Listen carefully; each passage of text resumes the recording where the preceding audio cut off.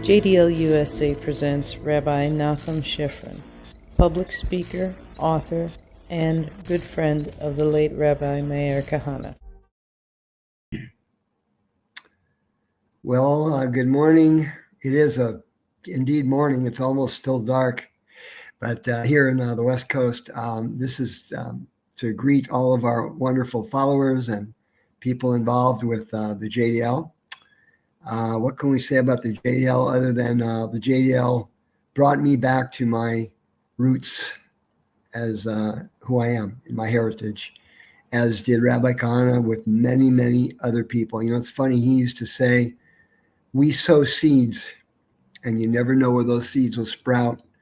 They're sprouting right now with you and all the people watching this. So we're all a development of, with the help of Rabbi Kahana, Hashem Yikom Damo.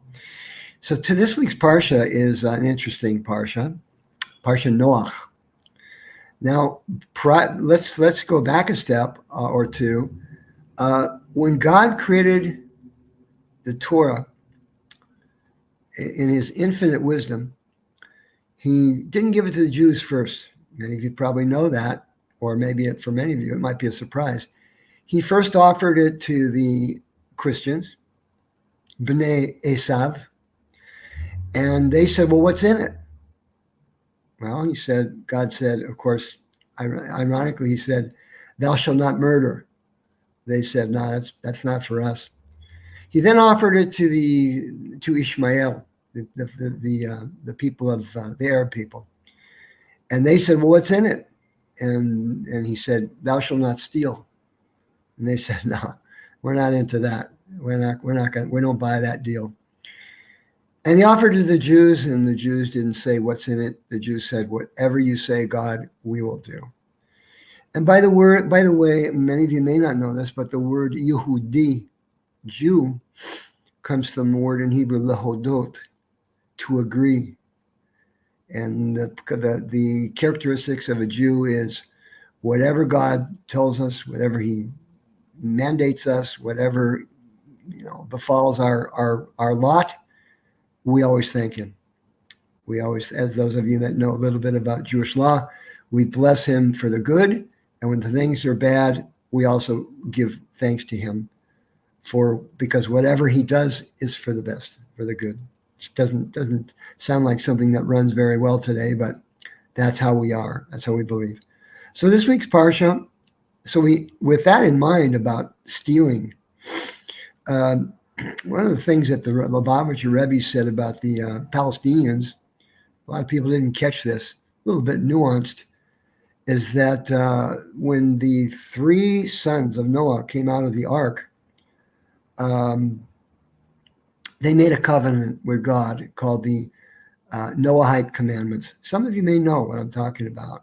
It's a code of conduct that is incumbent upon every human being on the earth. Doesn't matter who you are.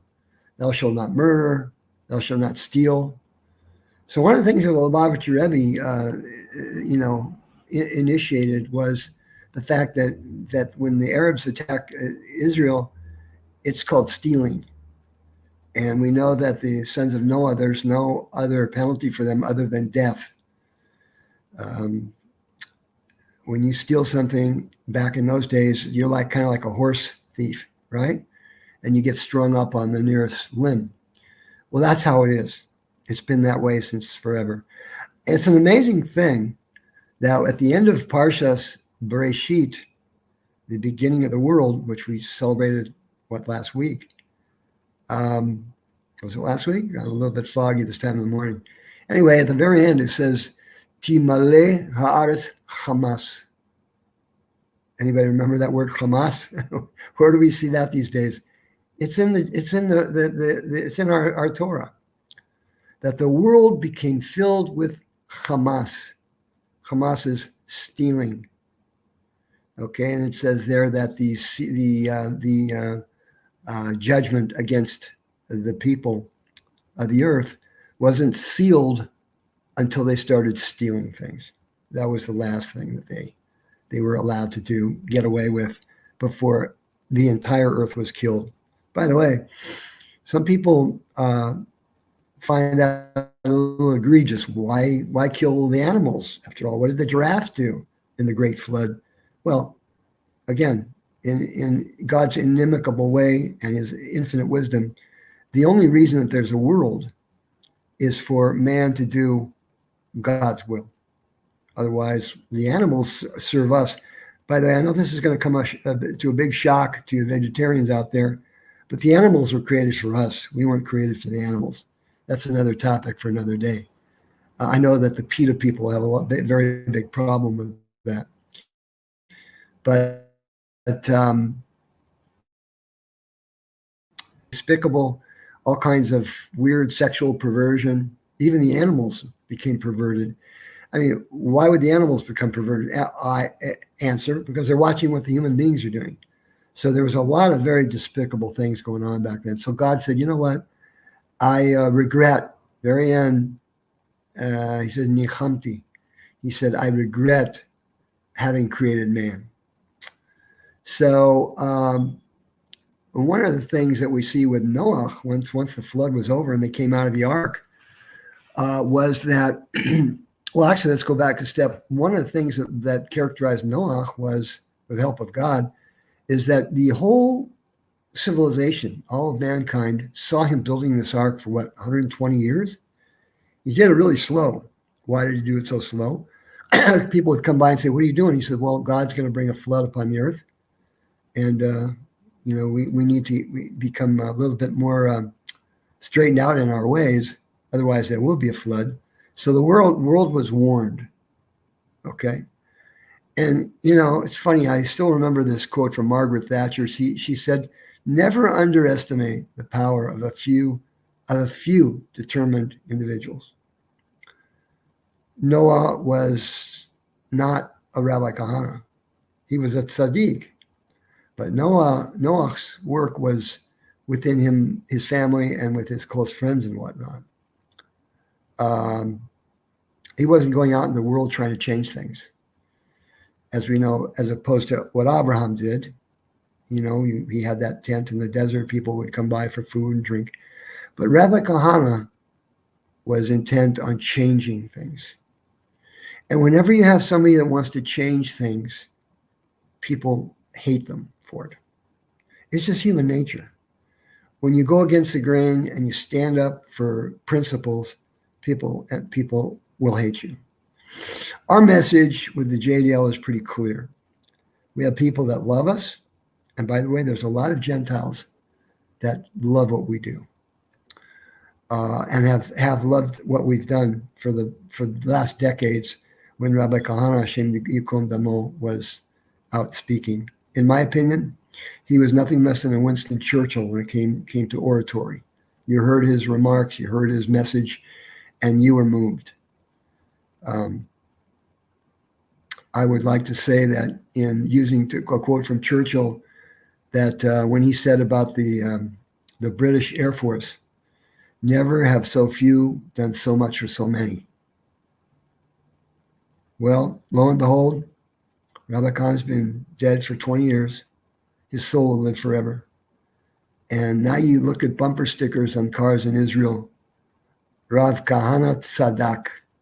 Rabbi Kahana was right. There's no living with Ishmael. Ishmael, God bless him, let him live. They got 22 Arab countries. We've got one. And when they go to war against us and all these other things, they're telling us how they feel about us. Why would we want to divide up our land and give anything to them that was given to us by God? Well, if you think about it, it doesn't really make sense. That was Rabbi Khan's message. So that's basically a message that we get from Rabbi Khan's Torah, what he's taught us.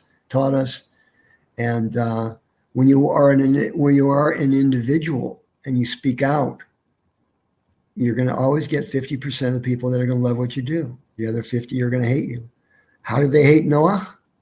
Well, after Noah told them that they were doing wrong and he was admonishing them, they wanted to kill him. And when they saw the ark, they wanted to break it up, destroy the ark, smash the wood. So Hashem surrounded the ark with lions and bears, killed off the people that wanted to do that, and then the flood came in.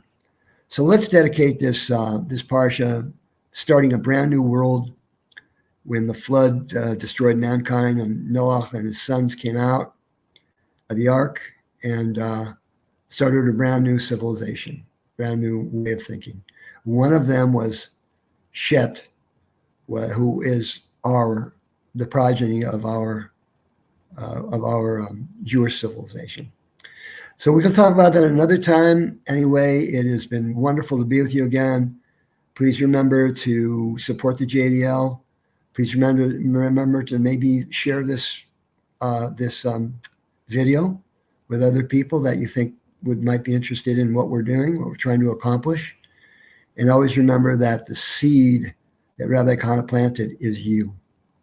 And let's make it happen. Okay, God bless you. Have a wonderful week, and Shabbat Shalom.